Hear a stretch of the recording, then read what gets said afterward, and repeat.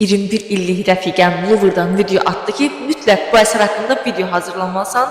Dedim baş üstə. Mona Lisa ilə üzbəüz qoyulan Həzrət İsa'nın fəaliyyətinin başlanğıcı olan Louvre'ın ən böyük və bəlalı əsərlərindən biri olan The Wedding at Cana əsərindən danışırıq. Əsərin həcmi böyük olduğu üçün bir neçə kətan hissənin birləşməsindən yaranır. Elə buna görə də daşınması, Napolyon tərəfindən oğurlanması və orada bərpası çətin başa gəlir. Napolyonun ordusu Venesiyanı işğal edəndə bu əsər iki hissəyə bölünüb, Fransaya aparılıb və orada yenidən birləşdirilir. Bu İtaliya ilə Fransa arasında Baysan ordusu olur. İtaliya əsəri geri istəsə də, onlar əvəzində Charles Le Brun'un The Feast in the House of Simon əsərini veriblər. Amma bu İtaliya üçün heç vaxt həll edilmiş sayılmaz. 2007-ci ildə Venesiyada əsərin oğurlanmasının 210-cu il dönümündə Louvre muzeyi və Giorgio Gini fondu tərəfindən sifariş edilən əsərin tam ölçülü rəqəmsal versiyası Venesiyadakı orijinal refaktoriyada quraşdırıldı. Əsərdə 130-dan çox insan yer alır. Rəssam İsa'nın ilk fəaliyyətini təsvir etsə də, əsərdə o dövrün məşhur şəxsiyyətləri yer alır. Məsələn, Sultan Süleyman,